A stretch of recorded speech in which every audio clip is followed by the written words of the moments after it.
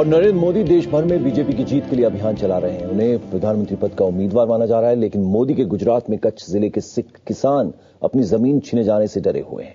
गुजरात सरकार से कानूनी लड़ाई लड़ रहे कच्छ के सिख किसानों का आरोप है कि गुजरात सरकार उनकी जमीन का इस आधार पर अधिग्रहण करना चाहती है कि वो बाहरी राज्य से आकर कच्छ में बसे हैं।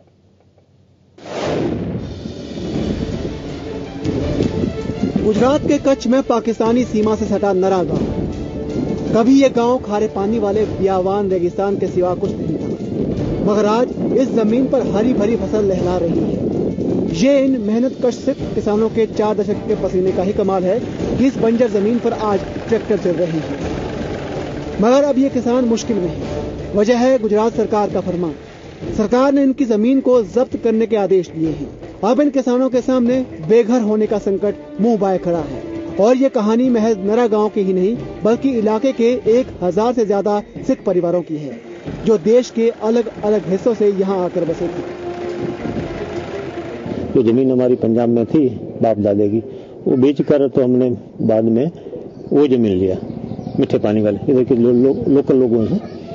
तो उसमें फिर अपना घर बार बनाया, खेती करते रहे। जो हमारे जो 7-12 फर्दा हैं उनको लोग कर दिया गया। कलेक्टर साहब के इधर के आए थे, 2 साल हो गए ढाई, तो उन्होंने लोग कर दिया। लाल बहादुर शास्त्री ने हमारे को अलॉटमेंट की थी। जितने सरदार लोग थे ना, उन्होंने बोला सब बॉर्डर पर भेज दो।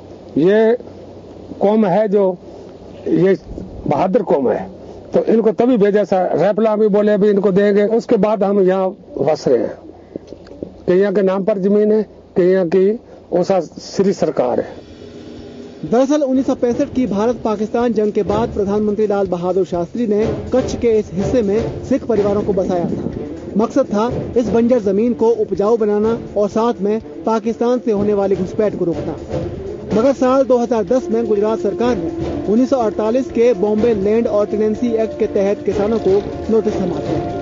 जाहिर है अपनी जमीन जायदाद बेचकर यहाँ बसे इन किसान परिवारों के सामने अस्तित्व का संकट आ गया। लिहाजा इन्होंने सरकार के नोटिस के खिलाफ हाईकोर्ट का रुख किया। हाईकोर्ट ने इन किसानों को राहत देते हुए पक्ष में फैसला सुनाया। हाईकोर्ट के फैसले को गुजरात सरकार ने सुप्रीम कोर्ट में चुनौती दी, जहाँ 27 अगस्त को सुनवाई होनी है। हाईकोर्ट में पिटीशन करी थी। हाईकोर्ट में फिर लार्जर बेंच को तो रेफर करी। लार्जर बेंच ने ये डिसीजन लिया कि द एक्शन इज आर्बिटरी। किसी भी एग्रीकल्चरिस्ट जो भी गुजरात के बाहर का भी है, he should be allowed to purchase agriculture land. वो यहाँ पे गुजरात में भी खरीद कर सकते हैं। उसके खिलाफ यहाँ पे अपनी state government, state of Gujarat supreme court में पिटीशन फाइल करी है and that is pending. Gujarat सरकार का इस फैसले का जमकर विरोध हो रहा है। विपक्ष इसे मोदी सरकार की तरफ से अल्पसंख्यकों को प्रताड़ित करने की कोशिश बता रहा है। मगर गुजरात सरकार के मुताबिक ये कार्रवाई सिर्फ उन लोगों के खिलाफ हो रही है जो किसान नहीं है। जो किसान हैं उन्हें कोई परेशानी नहीं होगी।